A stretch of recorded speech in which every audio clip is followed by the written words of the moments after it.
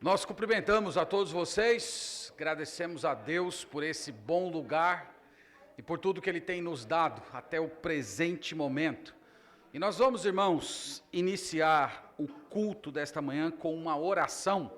E eu quero convidar o pastor Mark Swidberg para nos conduzir ao Senhor em uma intercessão, dando início, portanto, ao nosso culto nesta manhã. Oremos. Grandioso e soberano Deus, que reina sobre todas as coisas, mas que nos ensina a te chamar de Pai, nós nos prostramos diante do Senhor hoje de manhã, prontos para ouvir do Senhor uma palavra, para analisar nossas vidas e saber se estamos te agradando, para cantar louvores ao Senhor, para ouvir sobre o trabalho que o Senhor está fazendo ao redor do nosso Brasil e do mundo. Em todas essas coisas, nós pedimos que o Senhor possa nos dar corações sinceros e consciências limpas e puras, e que o Senhor possa receber dos nossos lábios o nosso louvor, da sinceridade do nosso coração, e fazer tudo que ofertamos aceitável a Ti. Pedimos que o Senhor conduza os trabalhos hoje de manhã para a Tua inteira honra e glória, e é em nome de Cristo que nós pedimos. Amém. Temos uma leitura bíblica, quero convidar os irmãos a abrir na segunda carta de Paulo a Timóteo, capítulo 3. Essa leitura será feita pelo pastor Orivaldo. Quero convidá-lo à frente. Pastor Orivaldo, há muitos anos pastoreia a Igreja Nova Jerusalém, Fortaleza. Obrigado, pastor.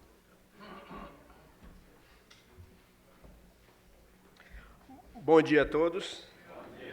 Antes da leitura, gostaria de expressar minha alegria em estar na minha terra. Há 34 anos estávamos aqui para uma assembleia. Foi dolorosa. Talvez alguns estavam aqui naquele dia. E eu falei lá no Ceará que a gente vinha ter um novo tempo aqui. Exortei meus irmãos lá, chegamos a mais de 50, talvez, vieram de lá. Então, eu fico muito emocionado, porque é a minha terra. Eu fico feliz mesmo de estar aqui. Agradeço ao Perim pela oportunidade de fazer essa leitura. 2 Timóteo, capítulo 3. Sabe, porém, isto, que nos últimos dias sobrevirão tempos trabalhosos, porque haverá homens amantes de si mesmos, avarentos, presunçosos, soberbos, blasfemos, desobedientes a pais e a mães, ingratos, profanos, sem afeto natural, irreconciliáveis, caluniadores, intemperantes, cruéis, sem amor para com os bons, traidores, obstinados, orgulhosos, mais amigos dos deleites do que amigos de Deus, tendo aparência de piedade, mas negando a eficácia dela. Destes, afasta-te, porque deste número são os que se introduzem pelas casas e levam cativas mulheres nécias, carregadas de pecados, levadas de várias concupiscências, que aprendem sempre e nunca podem chegar ao conhecimento da verdade. É como Janes e Jambres resistiram a Moisés, assim também estes resistem à verdade, sendo homens corruptos, de entendimento e réprobos quanto à fé. Não irão, porém, avante, porque a todos será manifesto o seu desvario, como também o foi o daqueles. Tu, porém, tens seguido a minha doutrina, modo de viver, intenção, fé, longanimidade, amor, paciência, perseguições e aflições, tais quais me aconteceram em Antioquia, em Icônio, em Listra. Quantas perseguições sofri, e o Senhor me livrou de todas elas. E também todos os que piamente querem viver em Cristo Jesus padecerão perseguições. Mas os homens maus e enganadores irão de mal para pior, enganando e sendo enganados. Tu, porém, permanece naquilo que aprendestes e de que foste inteirado, sabendo de quem o tens aprendido, e que desde a infância tua sabes as sagradas Escrituras, que podem fazer-te sábio para a salvação pela fé que há em Cristo Jesus. Toda a Escritura é divinamente inspirada e proveitosa para ensinar, para repreender, para corrigir, para instruir em justiça, para que o homem de Deus seja perfeito e perfeitamente instruído para toda boa obra. Amém.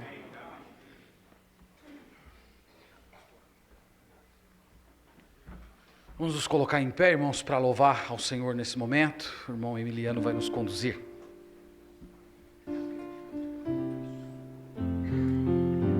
Bom dia, amados irmãos. Louvemos o nosso Deus, cantando Venha Adorar. E depois nossa glória é Jesus conhecer. Só um aviso, irmãos. Quando os irmãos ficam de pé, alguns irmãos lá atrás, eles não conseguem enxergar. No seu caderninho tem todos os hinos lá. Tá? Algumas irmãs perguntaram, no próprio programa você tem lá todos os hinos. Então, os irmãos que lá atrás não conseguem enxergar, né, você pode acompanhar também no seu caderno, ok? Nossa glória.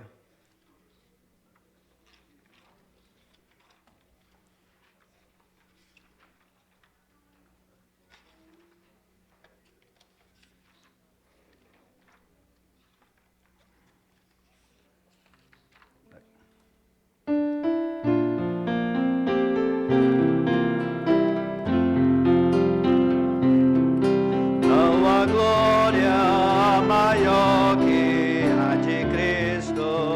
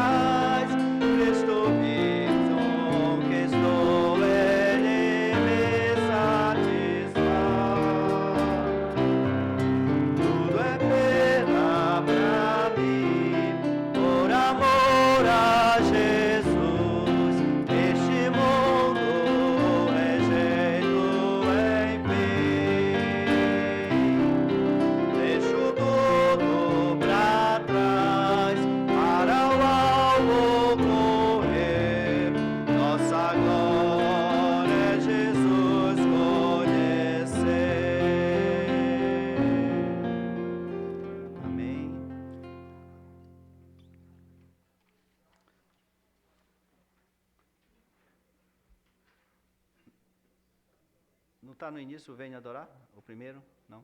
Então vamos cantar o Digno És, já que está na ordem aí.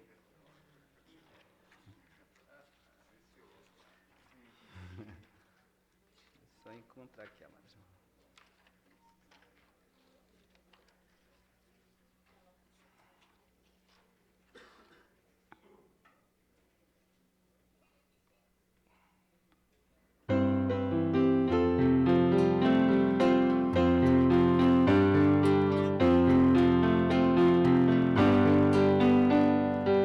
Pai Criador, majestoso Rei, pelo que és, eu te louvarei,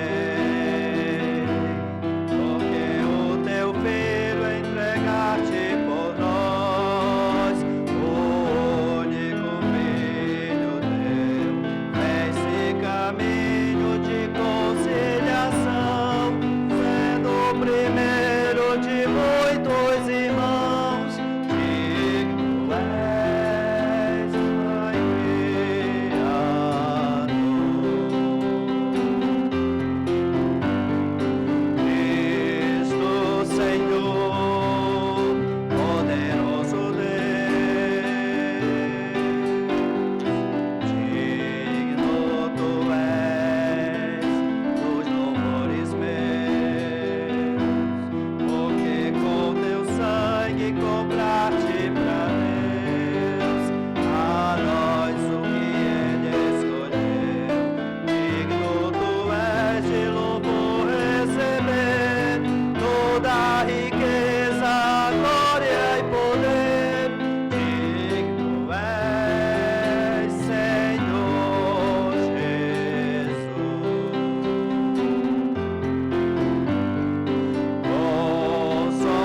Consolador, Santo Espírito, do meu louvor, tu és digno, porque com os passos guiaste a luz, fizeste dos milagres, encheste a vida de amor e razão, faz-nos brilhar em meio à escuridão. Digno és, Espírito, digno és, Senhor Deus, digno és, Deus.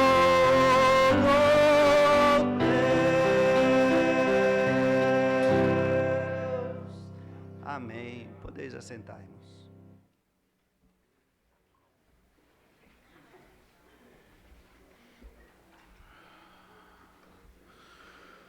Nessa manhã, irmãos, nós vamos ouvir uma palavra a respeito de uma teologia para o acolhimento de ex-neopentecostais. Eu vou convidar o pastor Carlos Alberto para chegar aqui à frente. O pastor Carlos Alberto é pastor da Igreja Batista Canaã, em Juazeiro do Norte, há 11 anos, casado com a irmã Larissa há 20 anos e pai de 3 filhos. E é ele que vai trazer para a gente uma palavra a respeito desse tema tão importante, tão atual.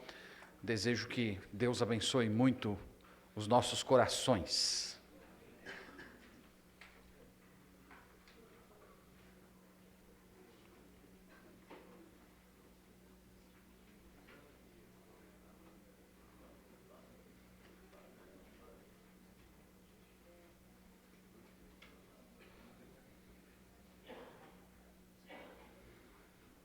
Vamos fazer uma oração pelo pastor Carlos. Nesta manhã, Pai, nós conduzimos o teu servo às tuas mãos e pedimos que o Senhor encha ele com o teu espírito, para que ele comunique para nós a tua verdade com poder e autoridade. E ao mesmo tempo, Senhor, prepara os nossos corações para acolher a tua palavra com alegria, de modo que ela produza fruto. Pedimos isso no nome do Senhor Jesus. Amém. Amém. À vontade, meu amigo.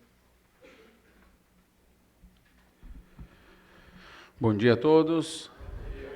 É um prazer poder estar aqui na Associação Nacional com todos os irmãos. Quero agradecer a vários irmãos que estiveram orando. Sábado, quando eu cheguei em Fortaleza, tive um problema, não sabemos ainda o que aconteceu, mas eu perdi completamente a voz. E de lá para cá eu estou na recuperação, mas graças a Deus, pela compreensão, inclusive, aí dos líderes da IBREB, mudando horários e agenda, deu certo estar aqui. Agradeço a Deus por isso. Então vamos discutir um pouquinho, conversar um pouquinho sobre essa temática, uma pastoral para o acolhimento de neopentecostais ou ex-neopentecostais. Vamos desenvolver um pouco com os irmãos essa temática. Então, tem acontecido, acredito que na maioria das nossas igrejas, uma espécie de migração de crentes pentecostais e crentes neopentecostais. Muitas das nossas igrejas têm recebido estas pessoas, têm inclusive crescido a partir da recepção destas pessoas. Um efeito para que esse crescimento esteja acontecendo é o efeito internet. Então, quanto mais exposição, quanto mais as pessoas cativas ali na caverna de Platão recebem luz, mais elas percebem que existe vida além, muitas vezes, do grupo onde elas estão presas. E também alguns expoentes reformados, tanto no Brasil quanto fora do Brasil, então eles acabam beneficiando outras igrejas, por assim dizer, porque eles acabam tendo esta publicidade, as pessoas se chegam até eles e buscam nas cidades onde elas moram igrejas que possam, então, não ser a igreja que elas estão. Também agora, dentro do contexto da pandemia, nós fomos obrigados a entrar na internet. Talvez alguns com muita resistência, mas nós fomos obrigados a aprender muitos artifícios tecnológicos, e com isso muitas pessoas conheceram boas pregações e bons pregadores, e isso também tem feito com que as pessoas cheguem. Então, alguns membros destes grupos passaram a perceber que nunca foram crentes. Então, eles perceberam, a partir de algumas pregações, muito obrigado, pastor, perceberam que, de fato, eles nunca tinham escutado o Evangelho e de que as suas igrejas não eram realmente bíblicas. E eles começaram a, então, questionar a igreja, começaram a questionar a própria vida deles. E muitos que têm chegado em nossa igreja estão chegando se sentindo frustrados, se sentindo enganados, porque eles passaram muito tempo em igrejas e eles perceberam que, de fato, depois de 15, 20 anos, eles, de fato, não tinham se deparado com o verdadeiro cristianismo. Então, nós estamos recebendo pessoas machucadas, pessoas feridas, frustradas. Nós estamos recebendo pessoas que receberam uma lavagem cerebral, verdadeiramente. Porque muitas vezes é dito das igrejas cristãs, por ateus, agnósticos, que a igreja cristã faz uma lavagem cerebral. E nós poderíamos dizer, algumas mais do que outras, né? Algumas fazem uma verdadeira lavagem cerebral. Então, nós estamos sendo desafiados a recepcioná-los. Esse tem sido o nosso desafio. E para muitos deles, eu já escutei essa frase algumas vezes. Nós somos a última igreja que eles vão visitar. Eles estão cansados. Então, é a última esperança. Se eles não encontrarem ali, eles vão desistir de igrejas. Então, receber e cuidar são atos de amor, são atos de graça e de misericórdia. Então, nós temos que entender que essas pessoas que estão chegando precisam ser amadas, precisam de cuidado. Então, não são apenas pessoas que a gente deve atacar a doutrina que elas estudavam. Sim, a gente vai chegar nesse tópico aqui. Mas, antes disso, como o pastor Valnei colocou muito bem ontem, a igreja cresce via amor. Então, nós precisamos amá-las e elas precisam se sentir realmente cuidadas. Então, um quadro geral. eu gosto sempre de dizer que o neopentecostalismo é um campo missionário. E é mesmo. Então, eu estou fazendo uma diferença entre pentecostais e neopentecostais. O desafio foi falar um pouco sobre neopentecostais. Então, a gente faz essa diferença. O pentecostalismo, cada vez mais, tem se aproximado do neopentecostalismo. Cada vez mais práticas neopentecostais estão dentro do pentecostalismo. Vocês já devem ter tido contato com pessoas que você não sabe se aquela igreja é pentecostal ou neopentecostal por suas práticas. Mas nós estamos falando aqui sobre o neopentecostalismo propriamente dito. Então, o que nós devemos pensar? Então, nós não devemos ter peso na consciência de, usando uma frase que é muito comum entre nós pastores, estar pescando em aquários. Porque muitos que estão ali não são crentes.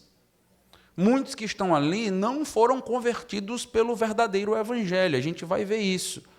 Então, às vezes, a gente fica, olha, o crescimento da igreja vai acontecer mediante essa migração, mediante pescar em aquários. Meus irmãos, Deus faz a igreja dele crescer da maneira que ele quer, da maneira que ele bem deseja.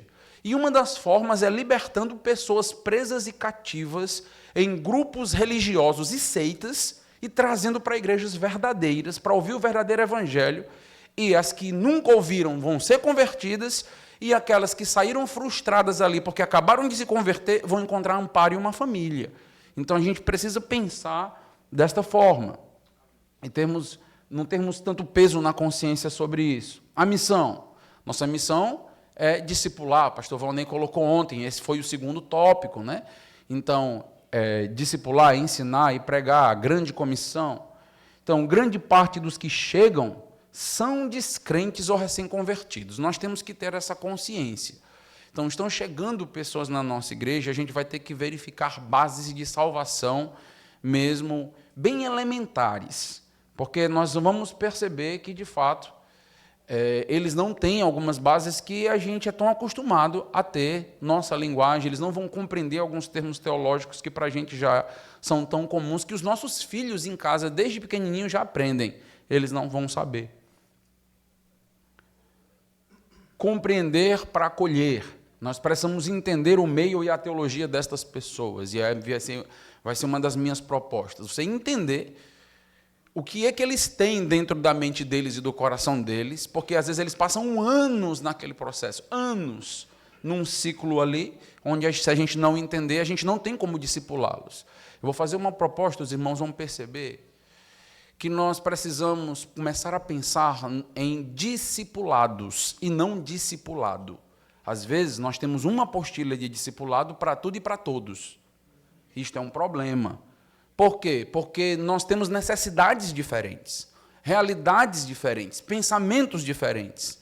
E se a gente não discipula aquela pessoa com os aspectos que ela precisa, então, mesmo com a base do discipulado que nós lançarmos, ela ainda vai continuar muito tempo para crescer e amadurecer.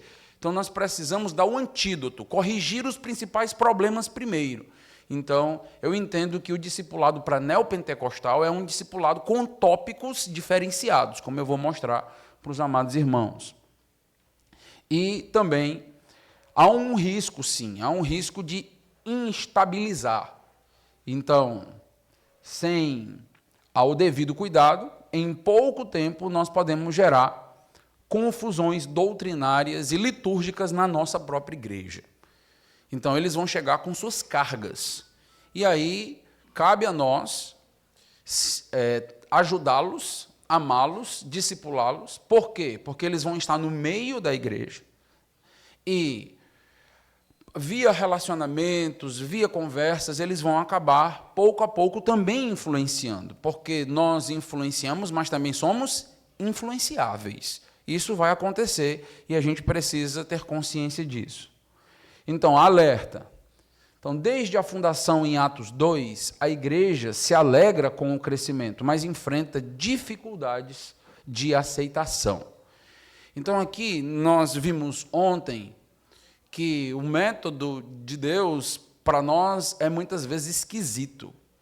E a igreja cresceu mediante tensões, mediante grandes dificuldades. Então, quando a gente lembra, por exemplo, de Atos 3, em Atos 3 você vai ter os judeus que seguem a Cristo sendo perseguidos pelos seus próprios patriotas. Então, os judeus sendo perseguidos por judeus. E a igreja vai crescer dentro deste embate étnico. E, nesse sentido, há uma dificuldade para judeus aceitarem judeus. Como é que a gente vai lidar com isso aqui? E a igreja vai crescer dentro desta tensão de diferentes. Atos, capítulo de número 8, nós temos o texto clássico dos samaritanos. Mais uma vez, tudo trazendo aqui à mente Atos 1 e 8, né?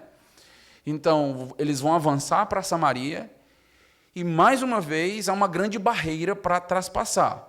Então, a barreira agora de uma dificuldade histórica entre judeus e samaritanos.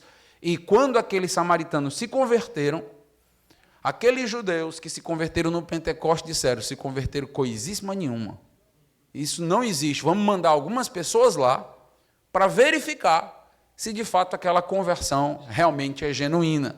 Ou seja, uma dificuldade, muitas vezes, de aceitar a conversão de alguns grupos ou de algumas pessoas que têm uma cultura diferente, um pensamento diferente e assim por diante. Mas os samaritanos eram crentes, receberam o Espírito Santo e tudo mais. Atos 10, né, o início do avanço para os gentios, ainda no ministério de Pedro. O próprio Pedro teve grandes dificuldades para aceitar que os gentios foram incluídos. O próprio Pedro teve que ter aquele sonho, os irmãos já conhecem, 3 vezes, descendo a rede, animais puros, animais impuros, mata e come. Então, foi uma quebra de paradigma no próprio coração e mente de Pedro, para que depois ele pudesse quebrar esse paradigma na mente de outros colegas pastores ali de Jerusalém. Mas os gentios, sim, estavam sendo incluídos.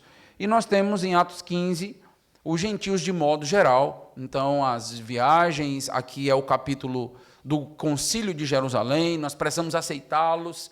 Nós temos diferenças, mas a gente precisa aprender a se relacionar. Então, você nota que a igreja precisa aprender a lidar com diferentes. Há muito tempo atrás, nós tivemos que nos adaptar com a chegada de católicos apostólicos romanos. E nós tínhamos que nos preparar, então, para essa chegada e para uma tensão que existiria, mesmo com a conversão. Então, sempre que chegam pessoas diferentes, com culturas diferentes, e principalmente arraigadas em religiões que se dizem cristãs, mas que de Bíblia não tem quase nada, então nós vamos ter tensões. E temos, inclusive, no coração, ou podemos ter um sentimento de rejeição e de não aceitação, de querer a igreja sempre muito bonitinha, limpinha, perfumada, quando, na realidade, a gente vai crescer mediante esses desafios, essas tensões, essas pessoas diferentes. Então, no livro de Romanos, nós temos pelo menos 2 textos que eu gostaria de chamar a atenção dos irmãos. O primeiro é Romanos 10, que é quando Paulo está falando ali sobre o relacionamento judeus-gentios. Certamente, meus irmãos, aqui é uma transposição da realidade de tensão de judeus e gentios, porque não havia neopentecostal naquela época. Então, aqui é uma tentativa de enxergar essa dificuldade de aceitar os diferentes. É isso que a gente está trabalhando aqui. Então, Paulo vai escrever: irmãos, a boa vontade do meu coração e a minha súplica a Deus a favor deles são para que sejam salvos. Porque lhes dou testemunho de que eles têm zelo por Deus, porém, não com entendimento. Porquanto, desconhecendo a justiça de Deus e procurando estabelecer a sua própria, não se sujeitaram a que vem de Deus. Então, um texto riquíssimo. Temos que orar pela conversão dessas pessoas. O desejo de Paulo era a conversão dos judeus. Judeus que ainda estavam presos ao legalismo, que não conseguiam ainda, como o finalzinho do texto nos diz, viver debaixo da justiça de Deus, mas procuravam estabelecer a sua própria. E nós temos, meus irmãos, uma informação importante: eles têm zelo por Deus, porém não com... Muitas vezes é isso que vai chegar na sua igreja. Então, são neopentecostais que estão chegando e que têm zelo por Deus. Nós vamos perceber isso. E isso vai nos fazer até bem, como eu vou mencionar. Mas não tem o verdadeiro entendimento. Aqueles que realmente são crentes ali, ou aqueles que pela providência de Deus já estão sendo levados para a salvação, eles têm certo zelo por Deus, como aconteceu com o próprio Cornélio, como nós conhecemos aí a história. E um outro texto é Romanos 14:1. Acolhei ao que é débil na fé, não, porém, para discutir opiniões. Acolhei, recebei ao que é débil na fé. Então, se nós hoje fazemos parte de uma igreja saudável e bíblica, isso foi graça de Deus. Não é porque a gente é mais inteligente do que outros grupos ou coisas desse tipo. Então não tem nenhuma exaltação para nós ou para as nossas igrejas. Toda honra e glória é de Deus. E se Deus te trouxe para fazer parte da igreja, inclusive ser um líder, então foi graça de Deus. E Ele está fazendo isso com muitos outros. Então a gente precisa se colocar nesse ministério de cura, nesse ministério de auxílio, entendendo que muitos, assim como os judeus, tinham zelo por Deus e eram débeis na fé. E precisavam de auxílio, precisava da nossa ajuda. 4 tópicos a respeito da recepção de neopentecostais que eu tentarei desenvolver se der tempo. Primeiro, a identidade neopentecostal. Vamos conhecer um pouquinho mais. Eu não vou trabalhar a história da terceira onda, toda a história. Eu acredito que os irmãos já estudaram, inclusive, isso no seminário. Então, eu vou apenas trazer alguns tópicos sistemáticos. Também, possíveis benefícios para as igrejas batistas regulares na recepção dos neopentecostais, e aqui nesse tópico você podia pensar também nos pentecostais. Possíveis riscos para as igrejas batistas regulares. E o 4º aspecto, sugestões para um plano de ação em relação aos ex-neopentecostais. Então, aqui são algumas fontes que nós estamos lendo já há algum tempo, buscamos fontes primárias para entender a teologia desses caras. Então, para você entender o movimento, você vai precisar, não sei se o nome é investir tempo ou é gastar tempo, mas, enfim, né? Você vai precisar conhecê-los para que a gente possa tomar um posicionamento e entender o que eles estão ensinando. Dificuldade, como a gente vai ver, é que eles não têm uma teologia sistemática. Então, para nós seria mais fácil. O próprio grupo não é unificado. Então, o próprio grupo, a gente pode tentar seguir uma linha com base em Benny Hinn, Kenneth Hagin, mas eles são, muitas das vezes, bem mutantes e criativos na maneira de ser igreja. Então, não é simples. Então, a gente vai colhendo aqui tudo isso para tentar buscar algo para os irmãos. Então, muitas fontes do Edir Macedo, a gente pensa que esses caras não escrevem livro, mas escrevem livro. Então, eles têm vários livros. Eles não têm livro de teologia sistemática, livro de teologia densa, mas tem muitos livros com base em partes das teologias deles. Então, eles têm muito material nesse sentido aí. Então, é preciso conhecer esse material, porque esse material, inclusive, é muito incentivado onde eles estão. Às vezes, e fica aqui só uma aspas, às vezes nós não incentivamos os autores do grupo. Então, são autores do nosso próprio grupo Batista Regular que escrevem livros e, às vezes, a gente não os motiva. Não compra seus materiais e assim por diante. Mas eles compram. Então, assim, eles leem. Então, eu conheci, por exemplo, uma senhora que trabalhava que fazia parte da Igreja Internacional da Graça, que já tinha lido todos os livros de Kenneth Hagin em português. Então, assim, ela me mostrou uma biblioteca, e eu fiquei admirado, porque, às vezes, pastores não têm biblioteca. Mas ela tinha uma biblioteca lá de muitos livros. Então, eles leem, eles produzem, e você vai ter aí alguns materiais a favor, outros não. Paulo Romero tem escrevido contra já há décadas, foi a tese de doutorado de Paulo Romero.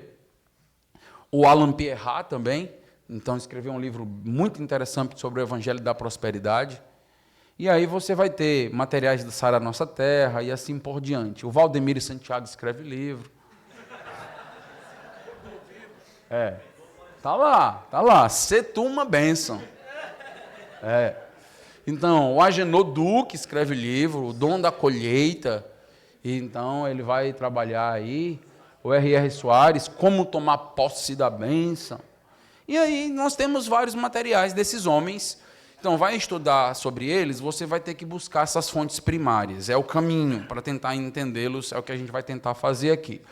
Então, quando a gente está falando e tentando montar a identidade neopentecostal, no Brasil, nós temos esse neopentecostalismo começando com o Edir Macedo. Depois nós vamos ter a árvore toda, né, que é os desdobramentos, R.R. Soares, Valdemiro, Agenor, tudo sai da Universal. Né? Então, tem a mesma base, por assim, teológica. Então, do que nós estamos falando aqui? Estamos falando aqui de 1980 para 1990, onde teve esse boom do neopentecostalismo no Brasil. Então, nós estamos falando da Igreja Universal do Reino de Deus, porque eu estou falando, receber neopentecostais. Quem são? Está aqui. Igreja Universal do Reino de Deus, Edir Macedo, Igreja Internacional da Graça, R.R. Soares, Igreja Mundial do Poder de Deus, apóstolo, viu? Valdemiro Santiago,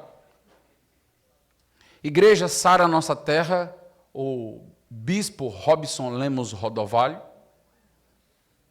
Igreja Renascer, do apóstolo Estevão Hernandes e da Bispa Sônia. Foi intencional não, mas sério. Igreja Apostólica Plenitude do Trono de Deus, então o Bispo Agenor Duque. Então nós estamos falando, existem outros grupos neopentecostais, vários. Estamos falando aqui dos maiores, mais influentes, estamos falando deles. Então, a teologia deles, vamos para cá. Então, a primeira dificuldade é um estudo comparativo da nossa teologia com a teologia deles, porque nós temos teologia. Mas lá é complexo de você poder fazer essa análise. É difícil achar fontes primárias que tratem sobre teologia, que tratem sobre as motivações e elucubrações deles, tem muitas, mas uma teologia é mais difícil. Eu vou tentar fazer uma teologia comparada para os irmãos, tentar sistematizar aqui para eles, depois eles têm que me agradecer. As igrejas neopentecostais não têm uma confissão de fé explícita escrita. Então, meus irmãos, é uma bênção nós termos uma confissão de fé explícita escrita, porque isso protege a igreja e protege o pastor. Então, o que acontece com eles é um desejo por liberdade. Então, o pastor, não tendo uma confissão de fé explícita, ele pode pregar o que ele quiser, da maneira que ele bem desejar, e ninguém da igreja pode questioná-lo, porque ele não tem que seguir uma confissão de fé. Então, não reclame tanto de ter uma confissão de fé.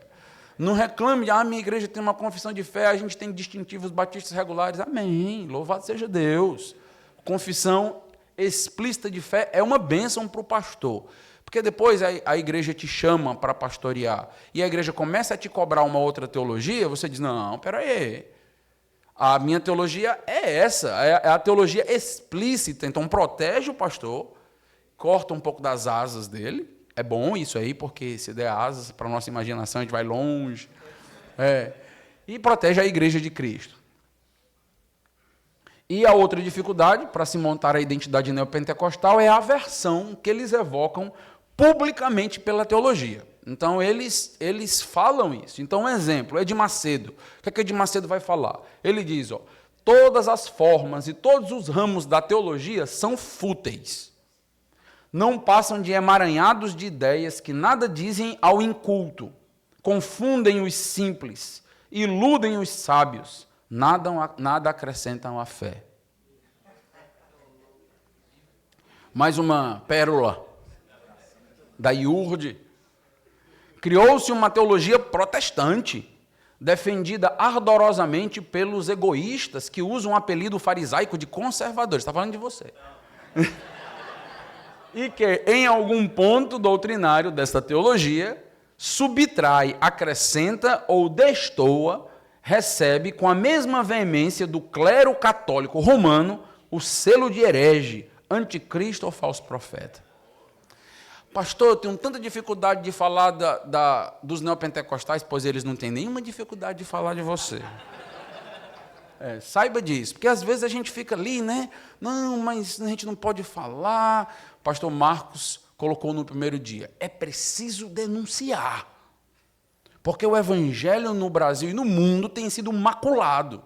Então, é preciso sermos ousados e corajosos para dizermos o que tem acontecido e nos posicionarmos em nossas igrejas. Porque não se engane não, que eles estão se posicionando do outro lado, contrários a nós. Então, a eclesiologia deles. Vamos tentar aqui, rapidamente, lançar algumas bases. Ela é caracterizada pelo desejo de crença, de domínio da própria igreja sobre as realidades socioeconômicas deste mundo. Então, quando eles pensam em igreja, eles têm uma visão de igreja diferente da visão que nós temos sobre igreja. Então, é preciso você entender que é do básico mesmo. Então, estou chegando a uma igreja. A pergunta, o que é igreja? Eles não sabem o que é igreja. Eles estão acostumados a pensar a igreja dentro de uma perspectiva econômica, dentro de uma perspectiva política, social. Eles estão acostumados com isso. Então, os bens deste mundo devem ser destinados à igreja, sucessora do povo de Israel. Pertence à igreja as bênçãos da posse da terra. Pronto. Nós conhecemos outra teologia que é parecida com isso, mas aqui é outra coisa, que é outra coisa. Então, aqui, meus irmãos, o que nós temos é uma grande confusão em relação a povo de Deus. Então, em relação ao que foi prometido para Israel. E você percebe que eles pregam muito no Antigo Testamento. Muito no Antigo Testamento. Porque eles entendem que o Antigo Testamento, ele não traz apenas lições para nós. Ele entende que aquilo é vivido literalmente. Eu vou falar um pouquinho da hermenêutica deles, nesse sentido. A construção de templos suntuosos é a confirmação de que a igreja foi levantada nesses tempos para dominar o mundo, para receber as bênçãos da terra. Então, não é por acaso que eles têm templos tão grandes. Talvez você conheça na sua cidade templos enormes. Então, isto é condizente com a teologia deles, mesmo uma teologia toda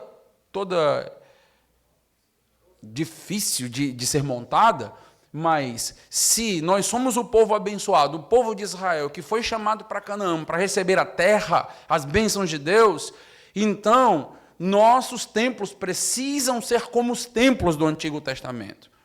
Então, aí eles se aproximam. E o Edir Macedo deu um passo ainda mais longo, né, mais grande, quando ele construiu aí, em São Paulo, o Templo de Israel, né, o Templo de Jerusalém, porque é a proposta, e você vê isso aqui muito claro agora, dentro disso aí. Inclusive se vestindo como sacerdote, estola sacerdotal, a Arca da Aliança, que só ele encontrou, e assim vai. Uma igreja forte, rica e com líderes abastados e influentes. Eles aparecem na revista Forbes. Então, o Edir Macedo é um dos homens mais ricos do Brasil. Então, ele tem uma gama de comércios e de empreendimentos e que se alastra de várias maneiras e de várias formas. Então, o R.R. Soares já apareceu mais de uma vez na Forbes.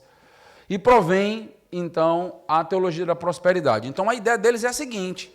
Então, se nós somos adeptos da teologia da prosperidade, o templo precisa ser de mármore, porque Deus está abençoando. E os líderes? De mármore também. Então, é o que a ideia deles é, isto confirma a bênção de Deus. Quando a gente muitas vezes olha para o pastor e diz, não, ele tem que ser humilde, tal, quase um franciscano. Por outro lado, eles olham e dizem assim, não é bem assim não. Se existe a teologia da prosperidade, começa pelos seus líderes, começa pela igreja. E então eles não têm vergonha nenhuma. Às vezes a gente está batendo nisso. Mas olha o dinheiro deles, olha, a gente está fazendo propaganda, viu? Assim, olha, mas Valdomiro tem lá um terreno enorme, cheio de bois. Ele diz, eu tenho mesmo. Porque para eles isso é sinal de que a prosperidade chegou e de que a teologia deles está certa. Então, às vezes, a gente está fazendo propaganda sem entender. Então, a igreja deve assumir a condição de protagonista histórica de governo sobre as nações. A igreja neopentecostal está muito preocupada com o governo. Ela busca uma espécie de cristandade novamente. ela busca trazer isso, estabelecer isso, com a missão de estabelecer o reino físico de Deus na terra. Então, independente de partidos de esquerda, de direita, que essa é uma outra discussão grande, nós vemos a bancada evangélica, constituída de muitos neopentecostais. A bancada evangélica não nos representa. A teologia deles é uma teologia completamente torta, como a gente está percebendo e vai perceber ainda mais. Então, falar de bancada evangélica no Brasil é quase motivo de tristeza para nós.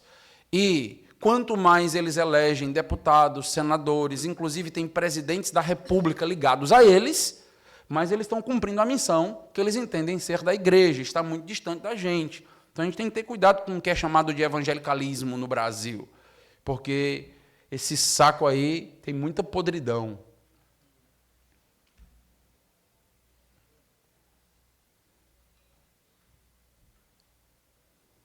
Ajuda aí, passa aí, que não vai falar. Maldição, meu. Pensa que não atrai, não. O segredo, né? Então, atente então para os títulos atribuídos a cada denominação e perceba a ênfase no domínio imanente. Os nomes já dizem isso. Então, Igreja Universal do Reino de Deus. É o reino de Deus se expandindo para o contexto todo do mundo. Igreja Internacional da Graça de Deus. Não tem nada de reino e nada de graça, mas de universal e internacional tem. Igreja Mundial do Poder de Deus. Estão pensando? Igreja Sara Nossa Terra. Inverteu, mas está aí dentro da mesma linha. Então, no próprio nome dos neopentecostais, eles já divulgam o propósito da igreja. Então, já tem aí embutido, implícito. Liturgia, os dons. E aqui tem uma diferença marcante com os pentecostais. Então, em relação aos dons, normalmente o dom da profecia e, às vezes, o dom de línguas, ele cabe somente ao líder. Diferente, normalmente, do que acontece. Alguns irmãos podem fazer, mas não há um grande incentivo para profecias na igreja. Há um incentivo para o líder. Então, o líder tem um contato com Deus direto que ele vai, então, comunicar a você. Há uma ênfase mais nesse líder. Os pentecostais são diferentes nesse sentido. O porta-voz ungido de Deus no culto é o pastor. E eles gostam muito do título apóstolo, apostólico. Inclusive, já aderiram à ideia até do pai apostólico, né? Do pai apóstolo. Então, assim, é pouco título, né?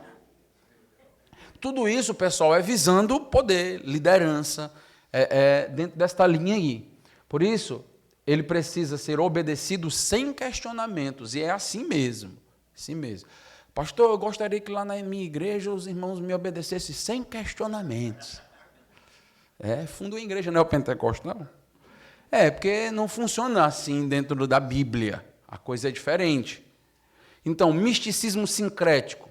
Então, tem várias propagandas, podia trazer aqui as propagandas deles em relação a isso, mas por causa do nosso tempo. Uso de sal grosso, para afastar maus espíritos, a rosa ungida, usada nos despachos e nas oferendas de Iemanjá, também é usada lá, tanto que tem vários estudos, inclusive já acadêmicos, comparando a Universal com a Umbanda. Então, já tem por conta dos mesmos símbolos que são utilizados.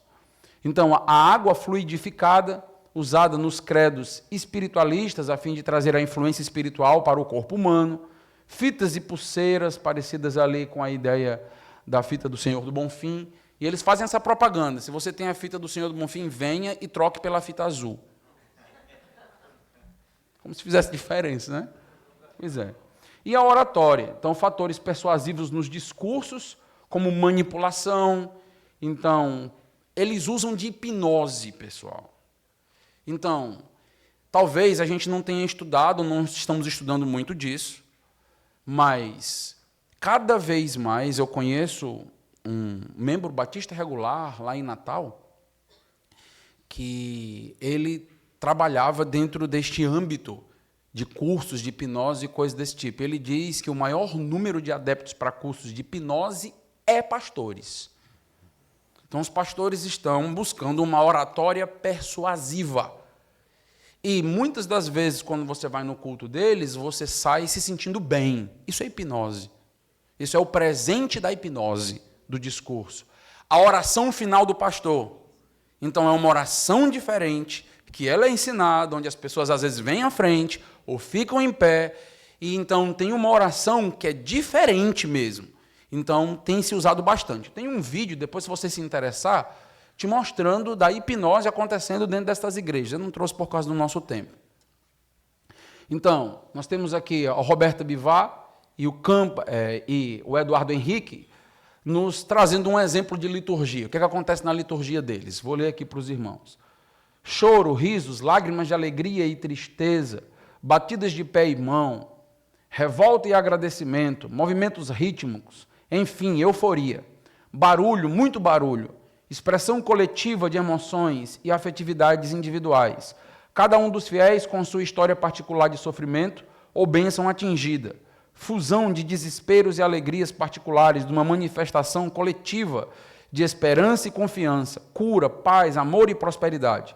O pastor se coloca como mediador entre o fiel e Deus, assumindo a centralidade do drama, com voz compassada, que se torna logo frenética, exige que o Senhor demonstre todo o seu poder, que prove que é um Deus vivo e não morto, de pau ou pedra, em clara alusão ao catolicismo e às religiões afro-brasileiras. O pastor agora, no auge do culto, joga-se de joelhos em frente e clama novamente, não mais pelo perdão, mas pela libertação do mal, do demônio causador de todo o sofrimento. Pastor, obreiros, obreiras e fiéis exigem a libertação, exigem a transformação em suas vidas e de seus familiares. Carteiras de trabalho, retratos, roupas, objetos pessoais são erguidos para o alto. Os fiéis, com as mãos para o alto, batem o pé, esmurram paredes, bancos, demonstrando toda a insatisfação com a situação pessoal. Todos falam, gritam, choram, clamam, obreiros andam de um lado para o outro, intensificando o fervor emocional. As pessoas que chegam em nossas igrejas estão participando disso por anos. Por anos. Não é por acaso que vão achar nossas igrejas frias. Que à primeira vista, a primeira experiência vai ser essa. Então eles vão olhar e vai dizer, sim, mas não tem, cadê o poder de Deus aqui? Né? Cadê o poder persuasivo de Deus?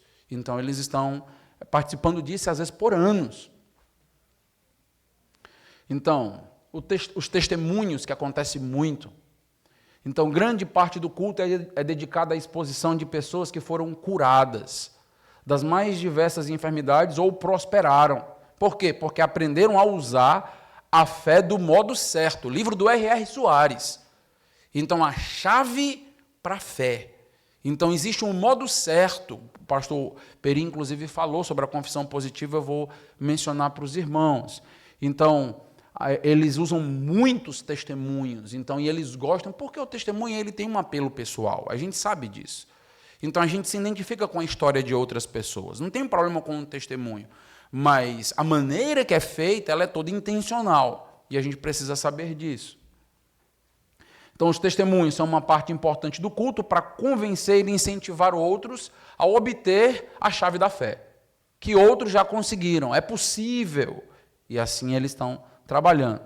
Conceito de fé, confissão positiva, que aí vem diretamente de Kenneth Hagin, e R.R. Soares é um dos maiores representantes disso. Para que a confissão positiva se concretize, segundo a teoria, basta o indivíduo ter fé e pedir com a certeza do recebimento o que precisa, ele vai obter. Então, o conceito de fé, para os neopentecostais, é diferente do nosso conceito de fé. Conceito de igreja, você está percebendo que é diferente. A liturgia é completamente diferente.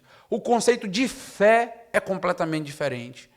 Porque eles vão trabalhar determinadas chaves, termos, expressões positivas. Está muito ligado aqui. Por isso que vende muito livros de autoajuda.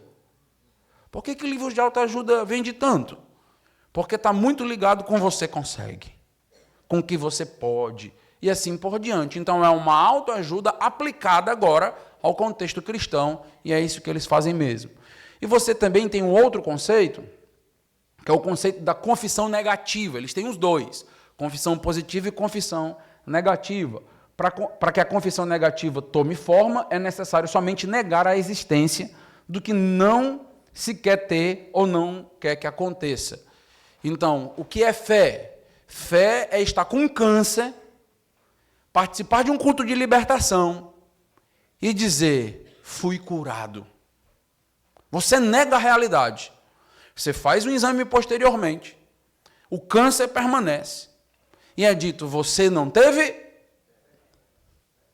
Olha o nível de opressão na vida das pessoas.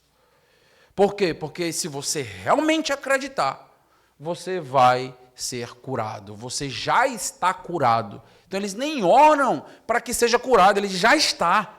Já está. E isso aí é uma negativa. Então o conceito de fé deles é completamente diferente do nosso. Sim.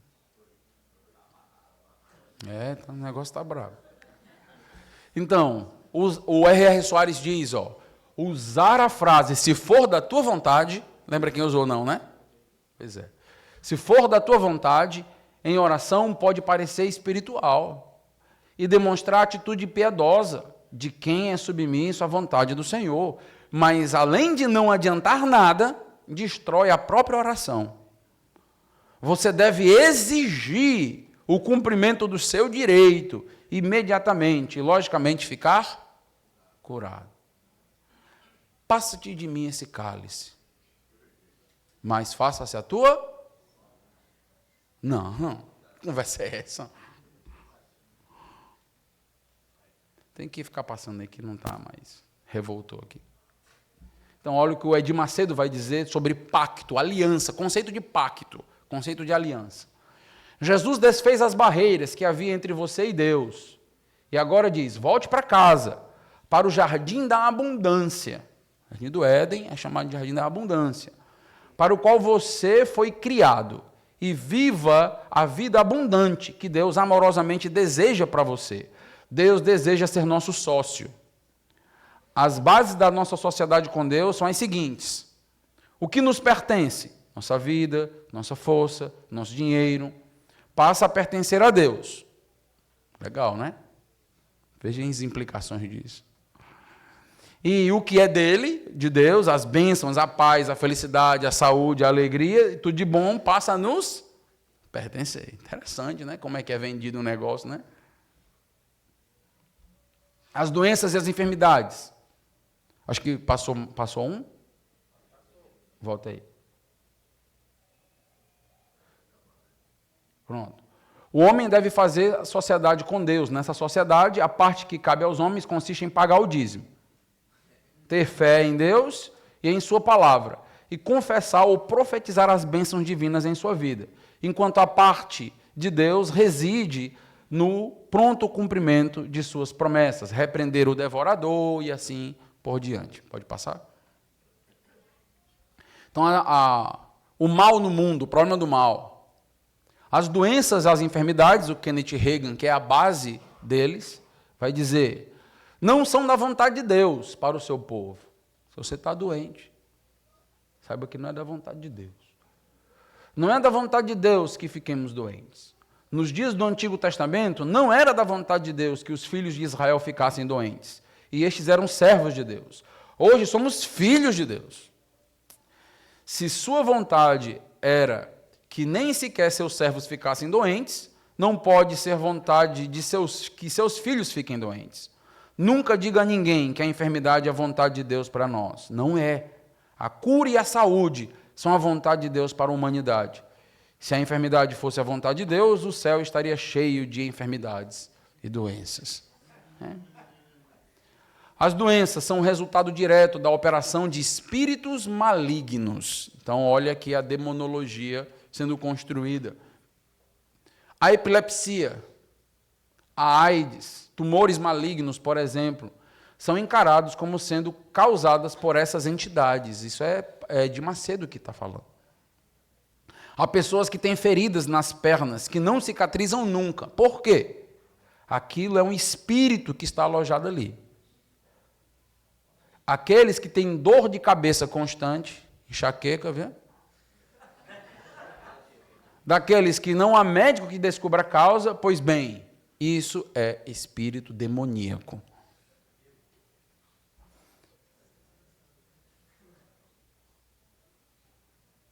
Então, esse relacionamento de barganha, dízimos e ofertas.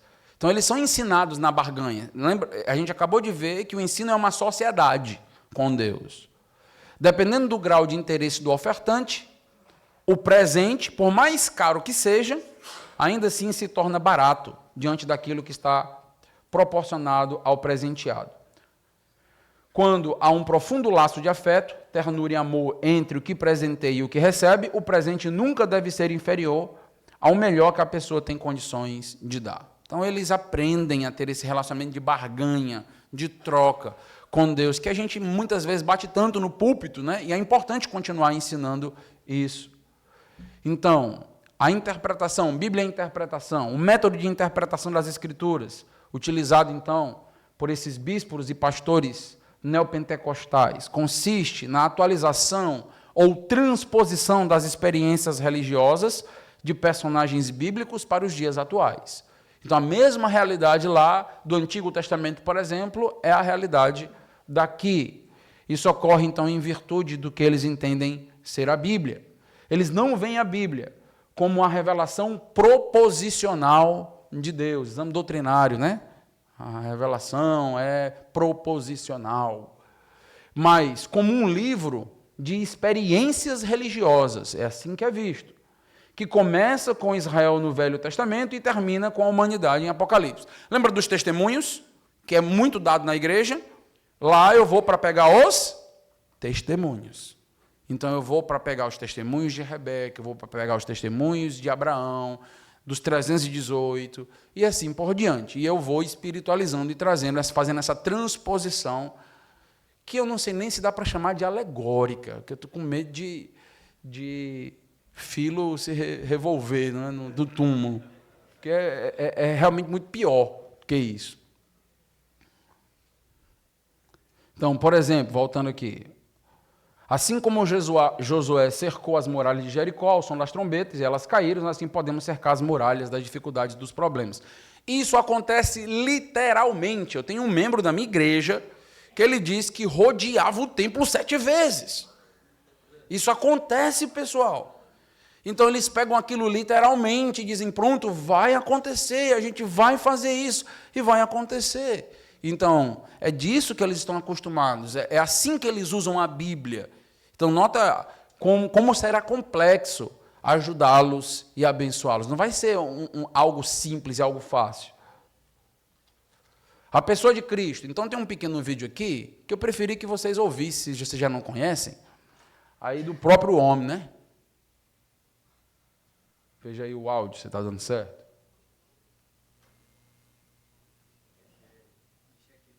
Deixa eu ver aqui.